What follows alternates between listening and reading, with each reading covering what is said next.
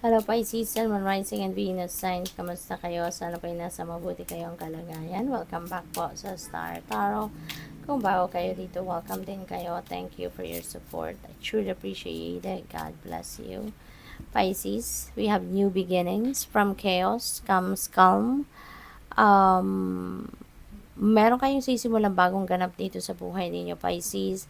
Maaaring you are coming from something na magulo, difficult situation, maaring nagagaling kayo sa um, challenging situations, and now napagtagumpayan ninyo to. Kaya ngayon merong bagong pinto na magbubukas para sa'yo, and you are going to start a new life. You're going to start a new beginning, a new situation, no? A new chapter sa buhay ninyo. Kaya good luck sa'yo. We have light. Without the dark, we'd never see the stars. That's very true. Reminder ito para sa'yo. 'Di ba? Para mas matuto kayong mag-appreciate, 'di ba? Ng journey, no? Ng journey ninyo sa buhay. At kung ano yung na-achieve ninyo versus kung saan kayo nanggaling, 'di ba? Pinapakita lang dito sa inyo na kung walang problema, walang darkness sa buhay, walang pagsubok sa buhay na naranasan tayo, baka hindi natin ma-appreciate, no, yung tagumpay, hindi natin ma-appreciate na merong liwanag, no, sa buhay, yung ganon. Kaya yung contrast, 'di ba? Yung dark, hindi mo makikita yung liwanag kung walang darkness, 'di ba? Hindi natin ma-appreciate yung success kung hindi tayo nag-fail paminsan, 'di ba? Kaya lahat talaga mahalaga. Lahat ng pangyayari sa buhay is very important. Lahat talaga may purpose, 'di ba? Old ways won't open new doors. Ayan. So, kaya maging bukas ka sa new horizons, maging bukas ang inyong sarili sa mga bagong opportunity, bagong mga pagkakataon.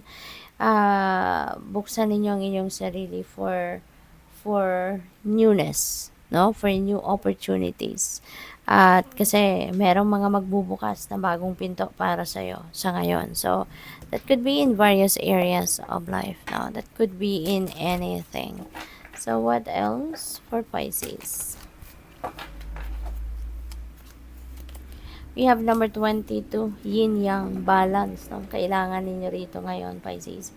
Maybe you need to balance your life or maintain the balance in your life, okay?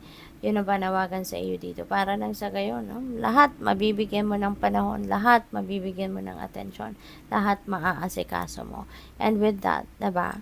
Kasi kung maging maayos ang lahat, walang problema. Kasi kung may imbalance, no, nagmamanifest yan sa iba't ibang parte ng buhay natin, nagkakaroon tayo ng problema, no? That is a manifestation of imbalance. Nagkakaroon ng mga obstacles, yung mga ganon. What else? We have number 3, blossoming abundance. Maganda, may mga biyaya na paparating, kaperahan, no? Mayroong kasaganaan na dadating rito sa buhay ninyo. Maaaring this is the fruit of your labor coming in. Maaari din na this is a return of investment, no, na dadating. We have angel of strength. Ayan, sa angel of strength, tutulungan ka nito, no, na maging malakas ang inyong loob. Tutulungan ka rito na maging matatag ka, no, at hindi ka paghinaan ng loob, lalo-lalo na ngayon na meron kayong mga bagong ganap sa buhay na sisimulan. Meron kayong mga bagong chapter sa buhay na sisimulan. What else? We have third chakra, Archangel Samuel. Life force energy ito, no? Kaya siguro you're going to be full of excitement, full of drive, determination sa ngayon. At meron kayo rito mga unfinished business, no, na you left hanging in the past, at maaring sa ngayon baka ganahan na kayong balikan yon at magsimula kayong muli doon at tapusin kung ano man ang hindi ninyo natapos rito. We have financial constraints. Ayan, so kung ito yung dito kayo sorry, dito kayo nanggagaling sa sitwasyon na to, na maaring in the past or recently, no? Most recent siguro to. Baka nagkukulang kayo sa budget, nagkukulang kayo sa pera, pero ngayon, you're going to solve this problem. Matutugunan mo na kung anong mga pangangailangan ninyo, matutugunan mo na kung ano yung pagkukulang, kung baga, no? Matutugunan mo na kung anong pagkukulang sa usaping pera, no? Yung ganon. We have Angel of Love. Napakaganda ni Angel of Love kasi this is self-love, no?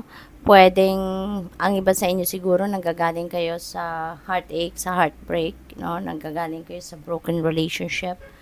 At na-overcome nyo na yan, no? Na lagpasan mo na survive mo na.